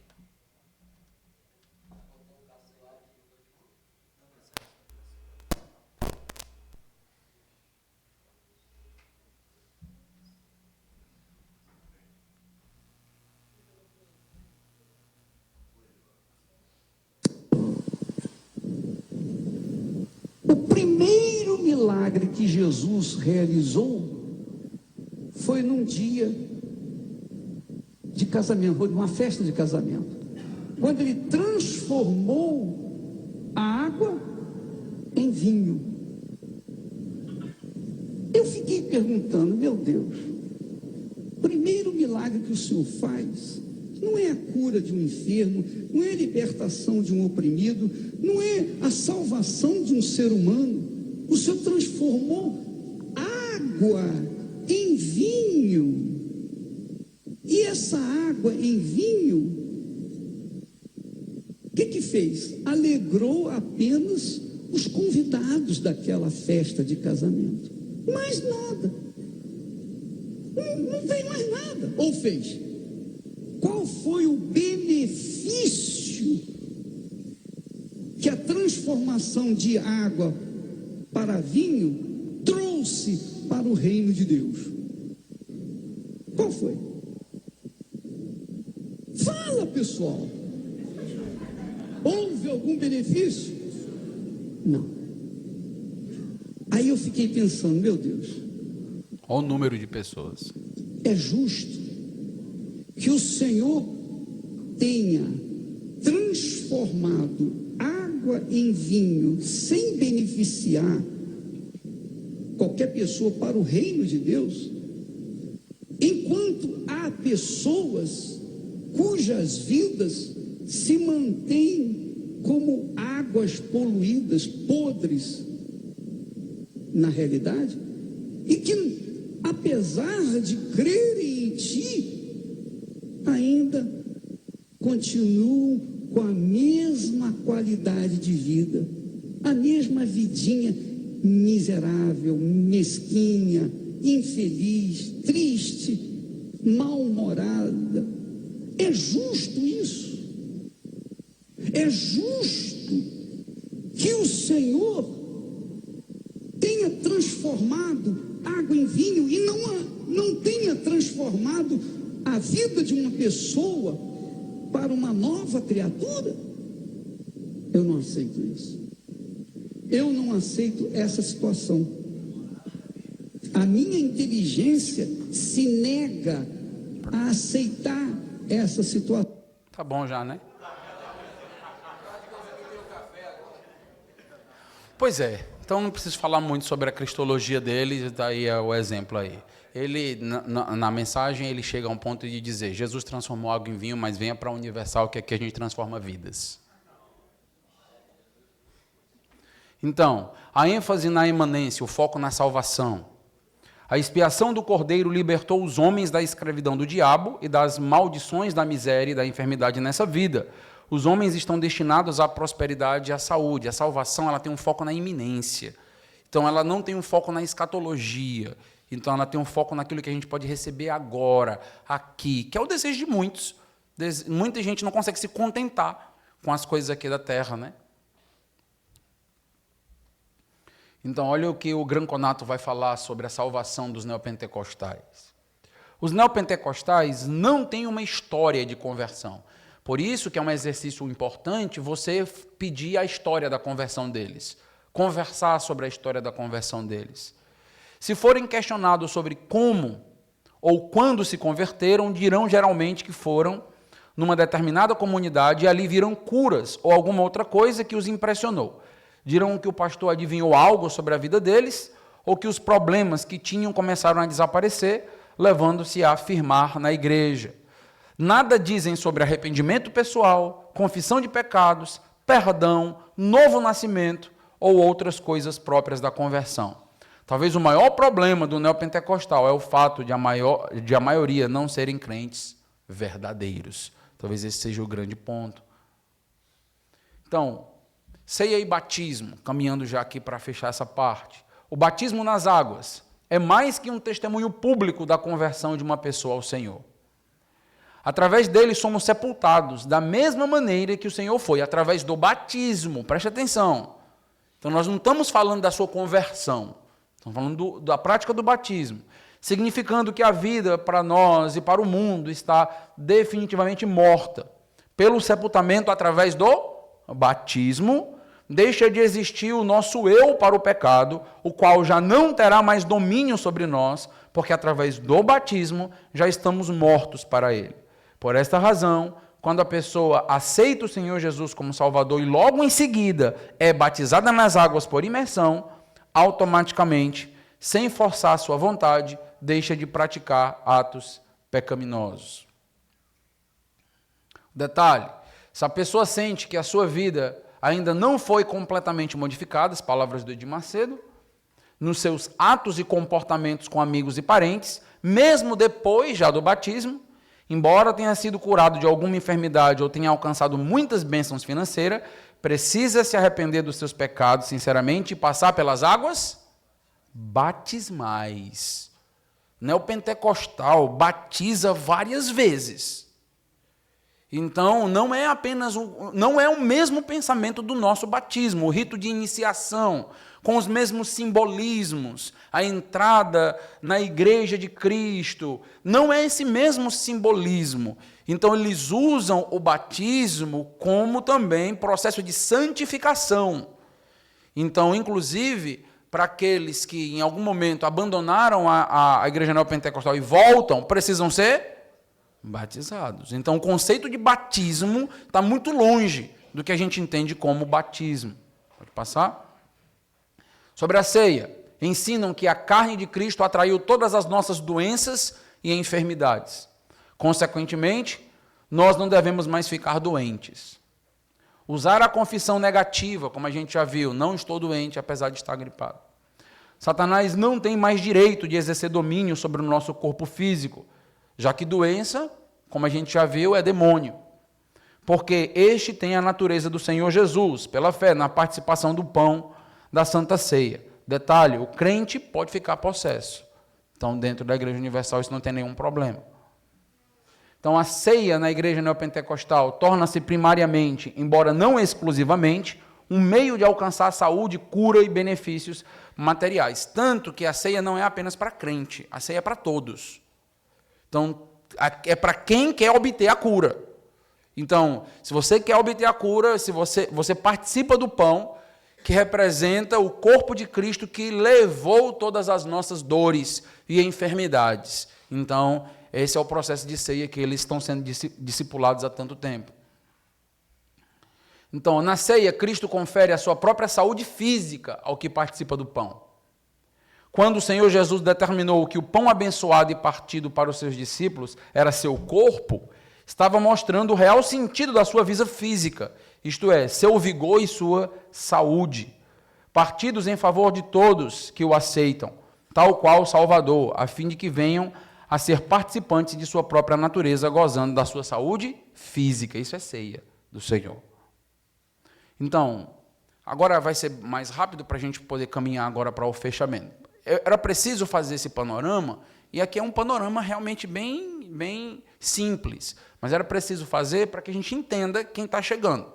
Então, alguns benefícios que nós podemos obter com a chegada desses neopentecostais. Pode ir avançando aí? Eu acho que se você tirar e colocar novamente, ele começa a funcionar. Então, eles ajudam a promover um espírito manso, respeitoso e de valorização aos pastores e liderança. Quando eles chegam na igreja, muitas vezes até mediante uma doutrina errada, a graça comum vem, e você pode perceber, se você tem recebido eles, que eles são submissos. São pessoas que estão dispostas a respeitar a liderança. E eles podem ajudar nossas igrejas, que muitas vezes são desrespeitosas com seus líderes. Então, não estou dizendo que a igreja não deve questionar a atitude de seus líderes. Nós não queremos líderes, a igreja que aceite tudo que a gente vai fazer, porque senão vão se dar mal. Mas a gente quer respeito, e muitas das vezes isso não acontece nas nossas igrejas. Então, a chegada deles cria um ambiente de mais respeito por aquela liderança. Isso pode beneficiar muito as nossas igrejas. Ajudam a combater o risco de banalização ou até demonização das emoções, que é algo que a gente corre um grande risco. De tudo que for emocional não serve, não presta. E a gente precisa quebrar isso urgentemente, porque esse conceito é errado. Então, Deus nos criou um ser humano integral. E não apenas razão, mas emoção foi criada por Deus também. Quantas vezes a Bíblia trata Deus a partir de analogias da emoção? Então, nós aprendemos quem é Deus a partir, muitas vezes, das emoções de Deus. Então, eles chegam e eles vão nos ajudar nesse processo. E pode ajudar a igreja a começar a pensar diferente as emoções. Já se rebelou aqui. Ajudam a despertar os membros para a riqueza teológica que nós temos e desvalorizamos. Como eles não têm nada, quando eles começam a ter os estudos e as pregações, eles estão diante de um banquete. E, às vezes, quem está na Igreja Batista regular há muito tempo desvaloriza o ensinamento que a igreja dá. Assim, é como se você está dando conhecimento profundo e importante, é como se você não estivesse fazendo nada. Quando eles chegam, eles dizem, não, aqui é riquíssimo. Então, isso ajuda a igreja a perceber que o que nós temos é algo realmente muito importante. É um banquete que, muitas vezes, por estarmos no banquete a vida toda, já não percebemos. Promovem uma reflexão sobre a alegria em Cristo que devemos experimentar e demonstrar nos cultos. Então, muitas das vezes, há uma luta e uma dificuldade para sermos alegres em Cristo. E eles vêm nos dizendo, não, nós temos que, de fato, ter uma vida intensa no Senhor. Somos abençoados por Deus.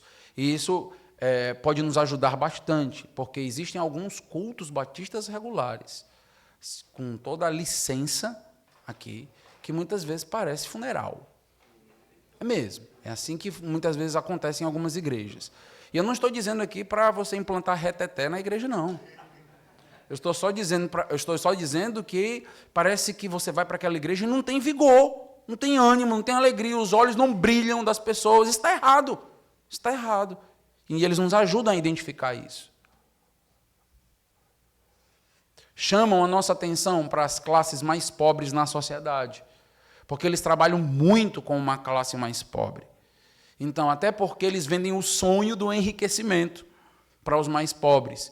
Mas isso também nos desperta, porque muitas vezes nós estamos acomodados com uma classe média ou com uma classe alta, e nós temos um olhar muito pequeno para ajudar os necessitados, os pobres, trabalhos em presídios e coisas desse tipo. Então, algumas das nossas igrejas fazem, mas nem todas. Então, a gente não tem tanta visão nesse sentido, e eles nos despertam isso. Se a sua igreja não tiver, isso vai fazer muito bem. Então, chamam a atenção acerca do sobrenatural. Deus está no culto. Então, isso aqui é muito rico, porque muitas vezes nós celebramos a ceia do Senhor como se nós não estivéssemos fazendo nada. Já que não transmite graça, então é só um memorial. É só um memorial. Pregação é só alguém falando e eu avaliando. Cadê Deus nos nossos cultos? Cadê o senso de que nós estamos na presença de Deus? Senso de reverência, senso de que Deus está ali. E eles trazem isso para bem perto da gente. Dizem, não é. Se tem um pregador pregando de acordo com a palavra de Deus, é Deus falando.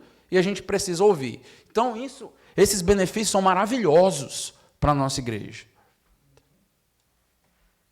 Riscos de absorver rapidamente os neopentecostais. O crescimento da igreja através da migração de neopentecostais pode nos colocar em uma rota de colisão com a evangelização e a obra missionária. Então, nós precisamos ter cuidado com isso, porque muitas das vezes podemos apenas estar visando o crescimento sem nos preocupar, como foi dito ontem, nos meios de Deus. Deus quer que a gente vá, quer que a gente faça a obra missionária também. Então, a gente pode correr o risco de desvalorizar a obra missionária, muitas das vezes por conta desta migração e dessas pessoas que estão chegando de outras igrejas, e parar de evangelizar, por exemplo, e não valorizar mais esta prática. Podemos tratar todos que chegam como crentes, quando, na verdade, alguns não são. Alguns que chegam não são. Quando você começar a conversar com eles, você vai perceber isso. Apesar deles se identificarem como crentes, muitos não são. E chegarão repletos de vícios doutrinários e práticas, demandando muito trabalho e paciência para se tornarem bênçãos na igreja.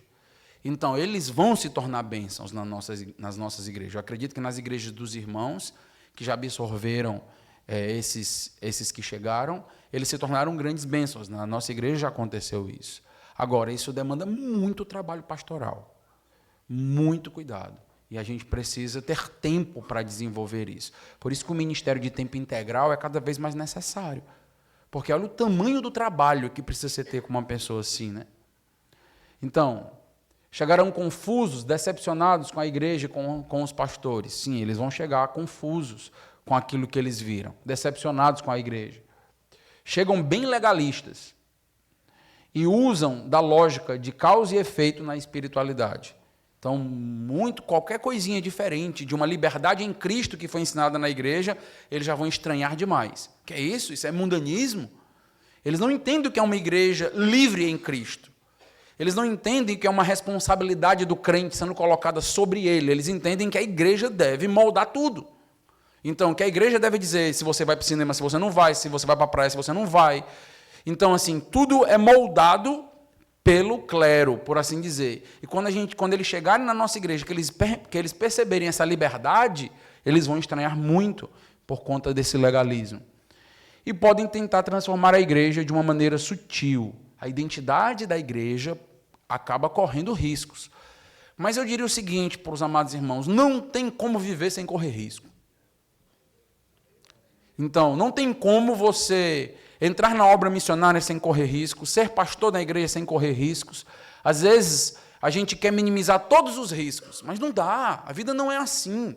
Então, eles vão chegar e eu não devo ter medo disso ou olhar para eles como alguém que vai acabar com a paz da igreja. Estava tão bom. Atos estava tão bom também, né? Pois é, e Deus vai fazendo a obra e a igreja cresce mediante essas tensões. Então, eu quero encerrar com as sugestões para um plano de ação. Primeiro, recomenda que essas pessoas que estão chegando sejam assistidas e acompanhadas, e aqui é a sugestão minha, certo? Pelo prazo, pelo menos, mínimo de 8 a 12 meses antes de se tornar membros da igreja. Eu sei que algumas das nossas igrejas já adotam isso, algumas adotam até mais tempo. Então, aqui é o mínimo. Então, assim, para que você possa ajudá-los, trabalhar com eles. Então, minha sugestão é essa. Recomenda-se que essas pessoas sejam entrevistadas por uma diretoria capacitada e que conhece as doutrinas deles, e que os candidatos sejam recebidos por profissão de fé pública em assembleia e que sejam batizados. Então, minha recomendação é que não seja aceito esse tipo de batismo como nós vimos aqui, ou os vários batismos, porque está tudo errado ali do que está acontecendo. Então, não é um rebatismo, é realmente um batismo. Então, alguns não estão se convertendo de novo, talvez já sejam crentes, mas aqueles batismos ali não está meramente na autoridade de quem batizou, a gente não está discutindo meramente isso. É toda a teologia daquela igreja, que, de fato, não condiz com o que a gente entende como batismo, inclusive os seus vários batismos. Então, a minha recomendação é que você caminhe por aqui e recomenda-se, antes do batismo em membresia, um discipulado que explore pelo menos 10 tópicos. Como eu disse para vocês, um discipulado feito a dedo, intencional para ajudá-los. Quais são os 10 tópicos? Discipulado com foco nos neopentecostais. Primeiro tópico, salvação. Começa por aqui. Conversando, quando foi que aconteceu, o que é a salvação, suas implicações para o presente e para o futuro. Lembra que a salvação deles é muito imanente. Quais as implicações disso para o futuro, e você trabalhar isso. Estudo sobre contentamento versus ambição, muito importante, porque eles chegam carregados com esta ideia. Eles foram para essas igrejas, muitas vezes neopentecostais, por causa da ambição. E eles têm que aprender a viver contente em todo e qualquer. É preciso trabalhar isso no coração deles. Conceito e relacionamento entre fé, oração, bênção e maldição. Então, eles não entendem o que é oração, eles não entendem o que é fé, o conceito de fé deles é deturpado. Então, o conceito de oração deles poderosa atrai bênção, atrai maldição. Então, a gente precisa repensar esses tópicos para eles. Nota que é tópico básico para a gente, mas que é de extrema necessidade. Batismo e ceia, é preciso desmistificar, entender o que de fato é e trabalhar com eles. Pastores e líderes precisam também ser desmistificados, é preciso mostrar para eles que nós não somos apóstolos, não temos superpoderes, que a nossa oração não é uma oração ungida e diferenciada.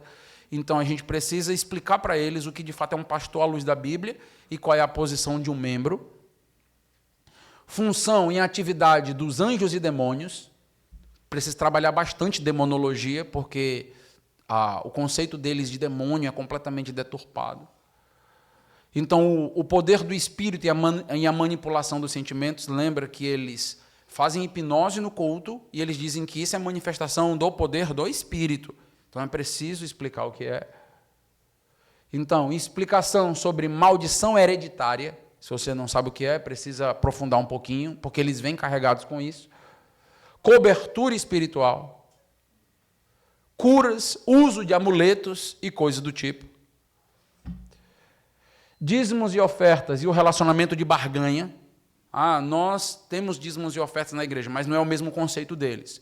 Nós não somos sócios de Deus. Nós não estamos dando para receber, e assim vai. É preciso corrigir isso.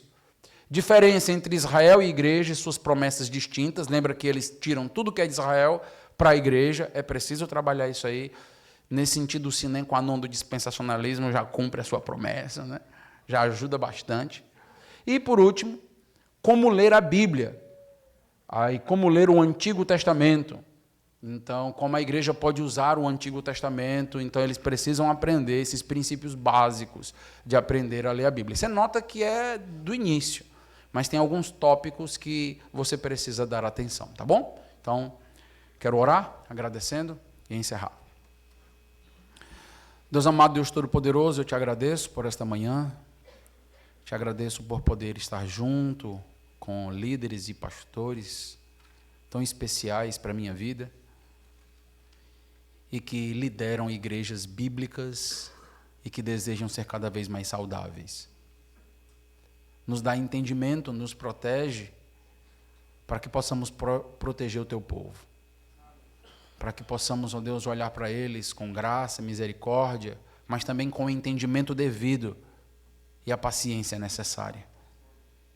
Que todos aqueles que chegarem sejam amparados e cuidados. E que nós sejamos bênção para todos. Mesmo sabendo que é preciso ter um trabalho extra para com alguns que chegam.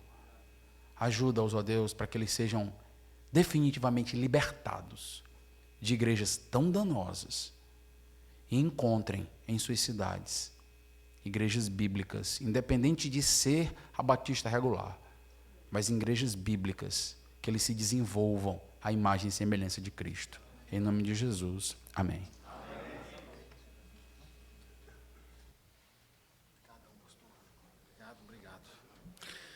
Amém, obrigado, pastor Carlos Alberto, maravilhoso ensino para a gente essa manhã.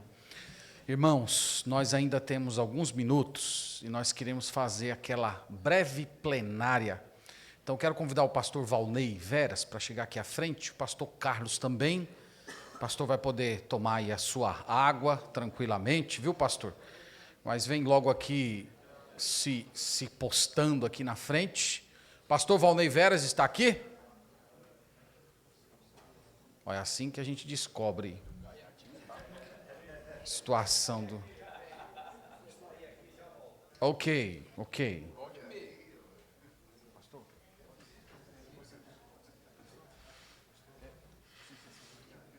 Não, eu vou ficar em pé. Agora eu vou colocar mais uma cadeira do pastor Valnei. Alguém me ajudaria colocando uma cadeira aqui, por favor, para o pastor Valnei? Vai ficar? Ok. Então, obrigado, irmão Emiliano. Meus irmãos, eu preciso fazer uma breve divulgação desse livro aqui do pastor Evaldo. Nós temos uma dívida lá na Bahia com o pastor Evaldo, né? Porque ele é um pastor muito querido entre nós. E conviver com o pastor Evaldo no último ano foi o caso mais próximo que eu vi na minha vida de uma ressurreição. Tá? Porque o pastor Evaldo andando no vale da sombra da morte mesmo, e Deus o trouxe de volta. E ele escreveu esse livro aqui, um manual bíblico de escatologias.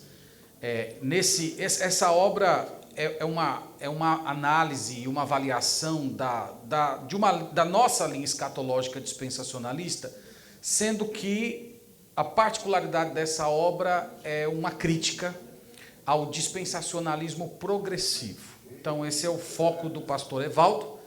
Os irmãos que não são dispensacionalistas revisados, que estão mais para o progressivo, podem ser também beneficiados, porque é a oportunidade de vocês dialogarem com quem está fazendo uma crítica à posição dispensacionalista progressiva. Então, vale a pena você interagir com esse livro do pastor Evaldo. Quem quiser, fala lá com o pastor Marcos Feitosa, atrás ele vai te dizer como adquirir essa obra, tá bom?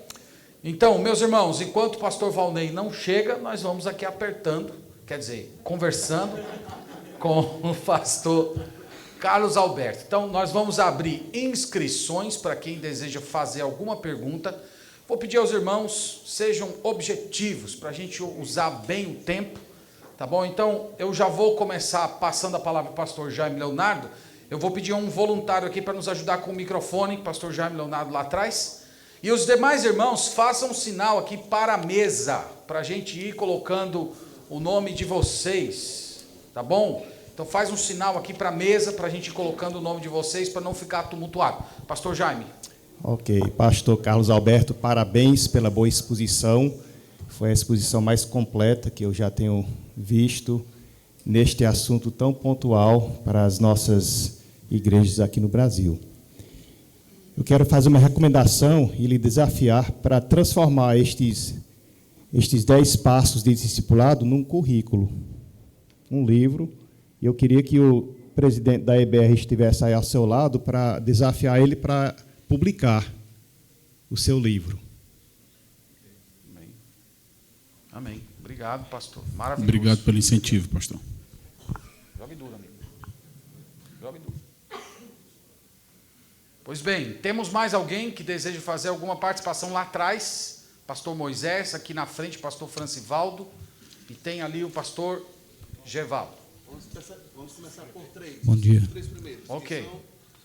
Queria Pastor Moisés, só pastor parabenizar Francivaldo, também o pastor Gervásio. Marcos e também dizer sobre esse item de pelo menos um ano trabalhando com eles para colocar como membro.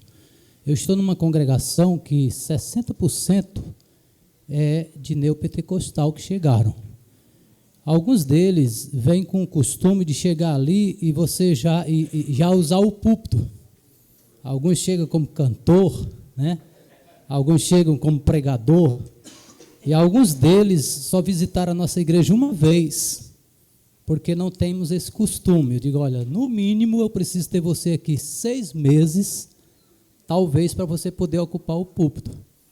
E para ser membro, no mínimo 1 ano, você precisa estar aqui assistindo, né? Então isso é muito importante. Obrigado, pastor. Aqui na frente, microfone com o pastor Francivaldo.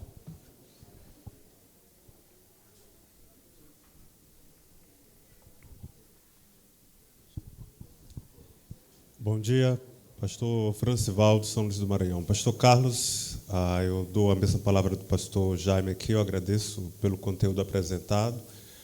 Uma pergunta rápida aqui, uma igreja que recebeu vários membros do movimento neopentecostal, ela não seguiu esses 10 passos. Ainda há esperança? Não, acredito que há, né? Então, inclusive, esses 10 passos são só apenas sugestões minhas. Mas eu acredito que vai, talvez, enfrentar alguns problemas. Então, porque nem sempre o membro, né, o candidato à membresia da igreja, ele ou sabe articular, ou vai dizer alguns desses aspectos que ele crê. Então, mas às vezes ainda está no coração. Então, eu lembro de um pastor que certa vez disse, né, falando há um tempo atrás sobre o relacionamento catolicismo e o protestantismo. Ele disse, nós temos muitos protestantes com alma católica. Nós podemos ter muitos batistas regulares com alma neopentecostal, com teologia da prosperidade financeira e afetiva, descontentes em nossas igrejas, a gente não sabe a razão. Mas a ideia, então, é vacinar para que a gente possa ver uma igreja cada vez mais saudável, sem esse tipo de problema no nosso meio. Irmãos, eu vou pedir a compreensão. Os irmãos que estão aí atrás, a gente está escutando um ruído muito grande aqui na frente. Eu não sei se é aqui na plenária, eu não sei se é aqui ao lado, mas vou pedir aos irmãos aí que, por favor, nos ajudem, tá bom? Fazendo silêncio, para a gente aproveitar o melhor aqui do nosso preletor. Pronto, então, obrigado, pastor. Tem um pastor Gervásio ali atrás. Gevaldo, perdão, pastor. Dá um sinal aí, pastor, para o microfone chegar até o senhor. Obrigado. Bom dia, irmãos. Eu gostaria de, desde já, acatar a sugestão do pastor Jaime Leonardo e esperar que a matéria se transforme inicialmente, pastor Carlos, pelo menos numa apostila para nós, e até diria que os pastores, missionários e demais responsáveis, se necessário for, contribua para que isso aconteça. Também, por favor, me permita, esse período creio que já podemos nominar como pós-pandêmico, foi realmente muito apropriado para a migração, tanto de pentecostais como neos, como bem colocado, para as nossas igrejas e outras similares. Eu venho de 2 anos e 3 meses de uma experiência pastoral em Belo Horizonte, embora os irmãos sabem meu ministério nos quase 30 anos se restringe à situação indígena, lá em Roraima, Venezuela e nos arredores. E também, pastor, tem um ponto em que o pastor trata ali das nomenclaturas astronômicas, né, universal e etc. Não sei se é sabido dos irmãos que, por exemplo, a Lagoinha, podemos citar nomes aqui em vista do tema já bastante batido. A Lagoinha, por exemplo, agora se transforma em global, né? Esse é uma celeuma lá do celeiro mineiro, e para mim foi uma bênção muito grande. A igreja de onde venho, dos 2 anos lá, minha igreja de origem, nós estamos com um número razoável de pessoas advindas de várias dessas denominações citadas aí. E o pastor foi muito apropriado, porque todos estão sendo, pastor, explicitamente bênção para nós.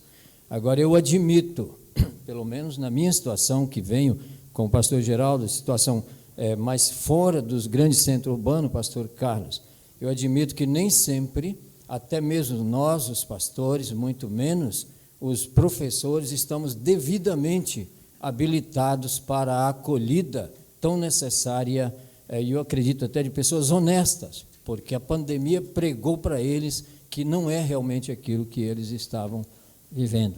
Obrigado pela participação, pastor. Obrigado, pastor. Muito obrigado. Aqui na frente, é isso? Pastor Francis. Pastor Valnei chegou, viu, irmãos? Está bem? Muito bom dia, irmãos. Bom dia, pastor Carlos.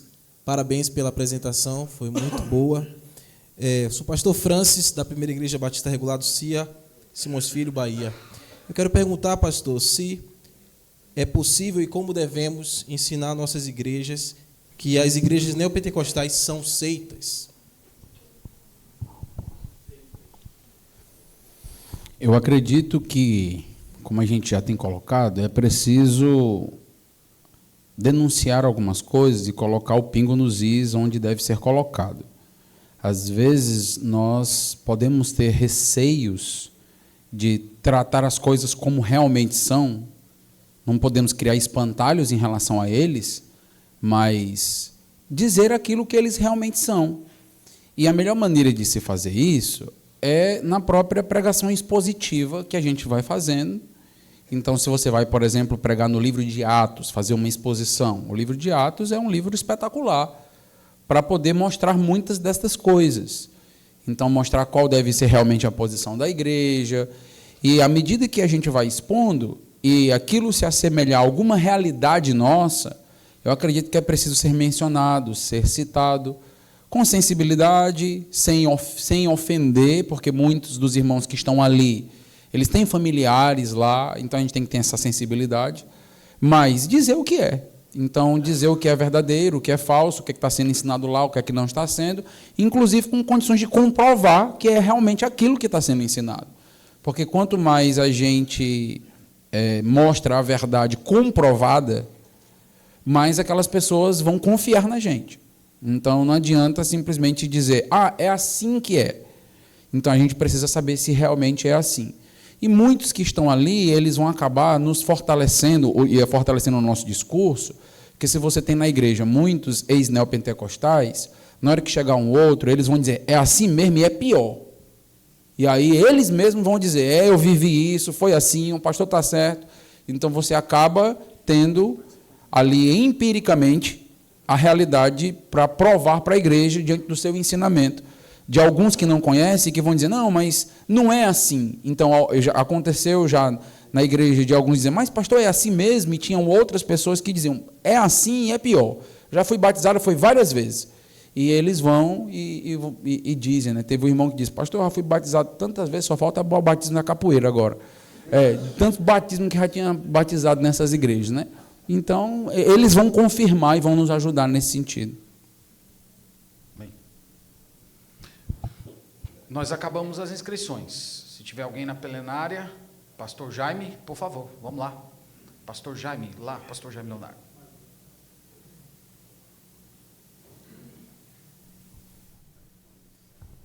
Esse daqui é para o pastor Valnei. Ok, pastor Valnei? Parabéns pela palestra ontem à noite. certo? Nós ouvimos e concordamos que os métodos não fazem a Igreja de Deus crescer, nem os homens fazem, concordamos com isso. Agora, eu quero promover minha igreja, eu quero promover líderes, eu quero promover discipulado e quero promover amor uns aos outros, entre os irmãos da igreja. Eu posso usar o método de... Não, células não, pequenos grupos, certo? De pequenos grupos, para fazer isso em minha igreja. Sim, pastor, eu acredito que o estudo bíblico em pequenos grupos é muito interessante. E eu acredito que a gente deve usar com sabedoria. A nossa igreja usou até antes da pandemia e queremos retomar. Mas o que eu acredito, e que é neotestamentário, é que tem que haver um corpo de pastores. Até porque no Novo Testamento não tinha só um pastor em cada igreja. Imagino eu que ele seguia um modelo apostólico, era como se fosse, isso não é certo e comprovado, mas deviam ser 12 pastores, 10 pastores em cada igreja. Eram muitos pastores, né? Não é pastor só porque foi formado em seminários especializados. O seminário é uma excelente ferramenta para as igrejas, mas o pastor é aquele que tem a investidura da obra do Senhor, é aquele que tem a autoridade da igreja do Senhor Jesus Cristo. Então, nós podemos formar líderes nas igrejas, mas eles não serão pastores. Não serão. Pastor, missionário, estou englobando tudo, é aquele que recebe do Senhor, do Espírito Santo de Deus, a igreja reconhece esse ministério na vida daquela pessoa e ela entrega a sua vida pelo Senhor e pela igreja do Senhor Jesus Cristo. Não estou defendendo que o pastor tem que ser maltratado e penalizado e que deve sofrer. Não, pelo contrário, a gente tem que fazer de tudo para que os pastores tenham condições para exercer o seu ministério de modo excelente. Mas a igreja foi no Novo Testamento e hoje tem que ser gerida pelos pastores da igreja e apoiados por líderes, homens de Deus, que vão promover o ensino das Escrituras também. Então, eu acredito que muitos homens da igreja devem ensinar a palavra de Deus em grupos, nas suas casas, em sociedades, grupos da sociedade, né, sei lá, no seu condomínio, no seu trabalho, um grupo de estudo bíblico ali, visando o evangelismo, visando a edificação. Irmãos, quanto mais palavra de Deus, melhor para a igreja. E eu acredito que todo pastor vai ficar extremamente feliz com isso. O que eu vejo de problema, já que o tema foi sobre dificuldades, são igrejas enormes que têm pouquíssimos pastores e que delega a função do pastoreio da igreja a irmãos, muitas vezes, sem a doutrina correta. E aí você tem numa igreja de 5, 10 mil pessoas, várias pequenas igrejas que, no meio, você tem umas puxadas para o pentecostalismo, outras puxadas para o misticismo, outras mais bíblicas e dificulta. Mas eu acredito, pastor, que o método de grupos de estudo bíblico, quer seja o nome célula ou não, né, pode chamar molécula, não sei, né, mas o que importa é que... E é uma questão que o pastor Carlos colocou hoje, do discipulado. Tem um discipulado 1 a 1, tem um discipulado em grupos de estudos, tem um discipulado com mulheres, tem um discipulado com homens, tem um discipulado com casais. Tem vários modelos de discipulado. Você é um empresário, discipula os empresários. Você é um professor, discipula os professores que precisam do discipulado ali. E aí vai. Tem vários modelos e estilos do discipulado. Mas acredito que o estudo bíblico em grupo é um método excelente, que não quer dizer que segue o método tal e qual o de igreja em células, que foi usado no passado e teve muito problema no passado, porque foi mal gerido esse método, ou foi mal aplicado e deu consequências assim, muito terríveis, não é verdade? Mas que eu acredito que tem o que se extrair disso e que nossas igrejas promovem o estudo em grupo. Várias igrejas que eu conheço, pastores, têm irmãos da igreja que conhecem a Escritura e que estão divulgando. E o fato de você ensinar a Bíblia e ser um professor de escola dominical, por exemplo, ou um líder de um grupo de estudo bíblico, não significa que essa pessoa é um pastor. Não significa. Não é. Então vamos formar um clero? Também não estou dizendo isso. Mas estou dizendo que a Bíblia deixa muito claro que tem os pastores que administram as igrejas do Senhor Jesus Cristo, junto com a própria igreja, num sistema congregacional de administração de igreja, que é típico das igrejas batistas, e é nisso que eu entendo que a Bíblia deixa muito claro. Nem somos de presbitério local, nem somos episcopais e nem somos presbiteriais. Somos congregacionais, então, acredito até que eu estendi demais, desculpa aí. Ok. Eu não lembro se o presidente pode fazer pergunta. Pode, irmãos? Pode. Pastor Valnei, dentro da tradição batista, sempre se falou mais de culto familiar do que de pequenos grupos. Porque o senhor acha que essa tradição praticamente se perdeu? Raramente a gente escuta falar nas igrejas batistas regulares de culto familiar. E por que o senhor acha que a ideia de pequenos grupos, células, acabou substituindo esse método? Nós estamos, assim, porque nós estamos bebendo em outras fontes ou qualquer outra razão? Essa ideia do culto familiar é muito interessante, que é um tipo de discipulado dentro da própria família ou entre famílias. E acredito que sim, é a ideia, aquela ideia, você tem instituições. Quando você fala culto familiar, a instituição que vem à mente é família e igreja. Quando você usa a ideia de igreja em célula, o que é que te lembra? É a metáfora da biologia, que é muito usada nos empreendimentos, redundantemente falando, empresariais. Então, traz muito aquela ideia do método aplicado para um crescimento.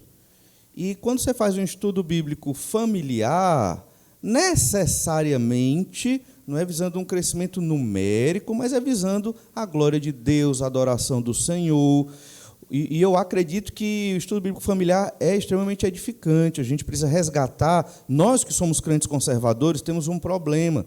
O pastor Carlos Alberto mencionou isso também na palestra de hoje, /pregação dele, a ideia de sermos frios, né? Não quer dizer que tem que ter o reteté, né, de ser animado, assim, no sentido de ser animado por ser animado. Mas vamos usar aquela expressão, nós temos que ser espirituais, fervorosos. Irmãos, nós temos que ter a devoção.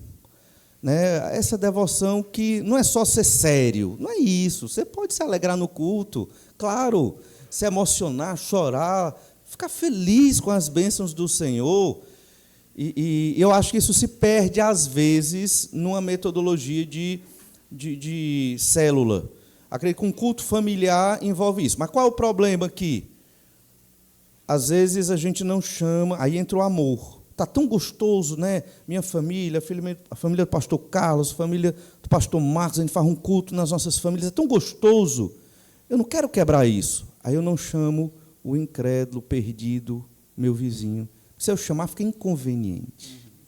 A gente perde aquela comunhão gostosa, que a gente fala a mesma linguagem, é tão gostoso. E é isso mesmo, é tão maravilhoso. Eu tenho que chamar aquele perdido, que outrora eu era perdido, para ele conhecer essa devoção, esse amor que a Bíblia liberta, que o Evangelho liberta. Então, acredito que essa ideia bem colocado, o pastor falou, do culto familiar, seria um nome mais interessante até do que célula, né? Remete à metáfora da família, a igreja é a família de Deus. Bem, irmãos, o nosso horário chegou ao fim. Alguém perdeu essa garrafa? E teve uma pessoa que falou comigo que tinha perdido a garrafa, eu não lembro quem foi, mas está aqui, você pode vir pegar em um intervalo. Nós vamos ter, irmãos, 20 minutos de intervalo e vamos voltar para a plenária. Eu vou pedir encarecidamente, não vão para o quarto, irmãos. Nós temos decisões importantes a tomar, viu? E as igrejas elegeram você para isso. Então, fiquem aqui. Deus abençoe. 20 minutos.